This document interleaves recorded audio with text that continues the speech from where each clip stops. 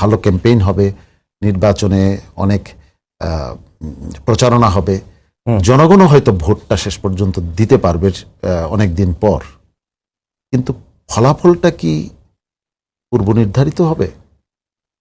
এই শঙ্কাটা কিন্তু বিভিন্ন জায়গা থেকে উচ্চারিত হচ্ছে। আমি এই শঙ্কাটা ভুল প্রমাণিত হোক এটা চাই, কেননা না হয় যারা এই কাজটি করবেন তাদের পরিণতি কিন্তু 5ই আগস্টের পরিণতির চেয়ে আরো ভয়ঙ্কর হতে পারে। এটা করে কেউ পার পাবেন না। আসলে প্রতারণা যারা করে তারা নিজেরাই প্রতারিত হয় দিন শেষে। রাইট, মোরাল গ্রাউন্ডে তাই বললেন। তারাই প্রতারিত হয় এবং দিন শেষে তাদেরই ক্ষতি হয়, আমাদের ক্ষতি হয়নি। আমরা আমাদের আদর্শিক জায়গা অটল এবং অবিচল আছে। আগে যা বলতাম এখনো তাই বলি, ভবিষ্যতেও তাই বলে যাব ইনশাআল্লাহ। ইসলামী আন্দোলন বাংলাদেশ শর্টকাট ওয়েতে ক্ষমতায় যাওয়ায় বিশ্বাস করে না, বরং একটু একটু করে বিন্দু থেকে সিন্ধুর দিকে ইসলামী আন্দোলন বাংলাদেশ যাত্রা শুরু করেছে।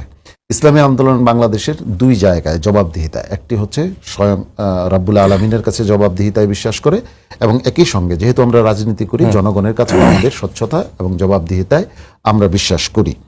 আমাদের সাথে যা হয়েছে এটা আমাদের সাথে না বলে আমি বলবো যে ইসলামের সাথে হয়েছে। রাইট, ইসলামের সাথে হয়েছে। এখন ইসলামের সাথে যদি কেউ দেখুন, আমি গতকালকেও একটা টকশোতে এই কথাটা বলেছি, আমি আমার ওই দলের ভাইদের প্রতি সম্মান এবং শ্রদ্ধা রেখেই বলছি, কিন্তু এই কথাগুলি আসলে আলোচনায় আসা উচিত এবং তাদের কর্মীদের কাছ থেকে এই প্রশ্নটা আসা উচিত। আপনারা দেখেছেন যে বহুবার তারা বলেছেন সৎলোকের শাসন চাই, আল্লাহর আইন চাই। এইবার কোন স্লোগানে কি এটা আছে? আল্লাহর আইনের বিষয়টা নাই, কিন্তু কোন স্লোগানে আমি দেখতে পাইনি এখন পর্যন্ত। তো তারা বেশ কিছু বেফাস মন্তব্যও তারা করেছেন যেগুলি খুব ভয়ঙ্কর। যেমন তাদের একজন মহিলা নেত্রী বলেছেন যে শরিয়া আইন কি আসমান থেকে টুস করে নাজিল হয়? এটা ভয়ঙ্কর কথা, ভয়ঙ্কর কথা। শরিয়া আইন আপনি করবেন না, এটা আপনার স্বাধীনতা। আপনি বলবেন যে আমি শরিয়া আইনে বিশ্বাস করি না, আমি শরিয়া আইন করবো না, এটা আপনার একান্তই স্বাধীনতা, কিন্তু আপনি শরিয়া আইন নিয়ে বিদ্রুপ করতে পারেন না। শরিয়া আইন তো আল্লাহ রাব্বুল আলামিনের নাজিলকৃত বিধান এবং রাসূল সাল্লাল্লাহু আলাইহি সাল্লামের উপর নাজিলকৃত বিধান, এবং কিয়ামত পর্যন্ত যত মানুষ আসবেন এই শরিয়া আইনের উপর তার আস্থা এবং ঈমান বিশ্বাস রাখতে হবে এবং চেষ্টা করতে হবে তার ব্যক্তিগত জীবন, পারিবারিক জীবন, সামাজিক জীবন, অর্থনৈতিক জীবন, রাজনৈতিক জীবন, সকল কিছুকে শরিয়া আইনের আওতায় পরিচালনার চেষ্টা চালাতে হবে। কিন্তু আমি যখন নিজেকে দাবি করব যে আমি ইসলামী দল, তাহলে আমি শরিয়া আইন অনুযায়ী রাষ্ট্র পরিচালনা করব না, এইটা দ্বিমুখী বক্তব্য হয়ে গেল, দ্বিমুখী আচরণ হয়ে গেল।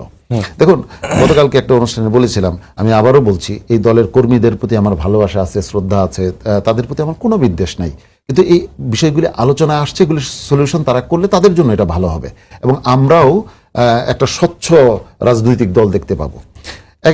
একজন ব্যক্তি বলছিলেন যে ওনারা যখন সেকুলারদের কাছে নিজেদের পরিচয় দেন তখন ওনারা মডারেট হিসাবে নিজেদেরকে উপস্থাপন করেন এবং তারা বলেন যে তারা লিবারেল ডেমোক্রেটিক পার্টি। এই হলো একটা পরিচয়। দ্বিতীয় পরিচয়, যখন ওনারা সাধারণ একেবারে খেটে খাওয়া মানুষের কাছে যান তখন তারা জান্নাতের মানে মানে কোনো কিছু একটা মানে করেন। আমি আর ওইটা বলে তাদেরকে মনে কষ্ট দিতে চাই না, আসলে কারো প্রতি আঘাত করা আমার উদ্দেশ্য না। বিষয়টা নিয়ে আলোচনা আসা উচিত। এটা হলো দ্বিতীয় একটা। আর তৃতীয় আরেকটা হলো, যখন ওনারা নিজেদের কর্মীদেরকে তৈরি করেন তখন ওনাদেরকে আনুগত্যের জন্য, দলের প্রতি এবং এসব আনুগত্যের জন্য ওনারা ইসলামী আন্দোলনের সমস্ত মেজাজ তাদের উপরে তখন তারা তরবিয়ত দেন যে এইভাবে চলতে হবে। তাহলে একটি দলের 3টি পরিচয়, একটি লিবারেল ডেমোক্রেটিক, একটি হচ্ছে একেবারে জান্নাতের মানে বিষয়, আরেকটি একেবারে হলো যে ইসলামী আন্দোলনের একেবারে বেসিক জিনিসগুলি করেন। এই 3টা একসাথে চলতে পারে না। এখন বলেন যে আসলে এগুলি আমরা পাশ্চাত্য দুনিয়াকে বুঝাই। পাশ্চাত্য দুনিয়া কি এত বোকা? আপনি মুখে বলবেন একটা ইয়াতে একটা, ওরা কি আপনাদের সামগ্রিক বিষয়ে তাদের নজরে নাই? আসলে 3 জায়গায় 3 রং ধারণ করা, এটা একটা বিশেষ প্রাণীর ক্ষেত্রে রং পরিবর্তনের বিষয়টা আসে, 4 বর্ণের একটা প্রাণীর ক্ষেত্রে আসে। আমি সেই বর্ণ মানে এটা বলতে চাই না, কিন্তু এরকম রং পরিবর্তন করা ভয়ঙ্কর। এরকম রং পরিবর্তন করা ভয়ঙ্কর।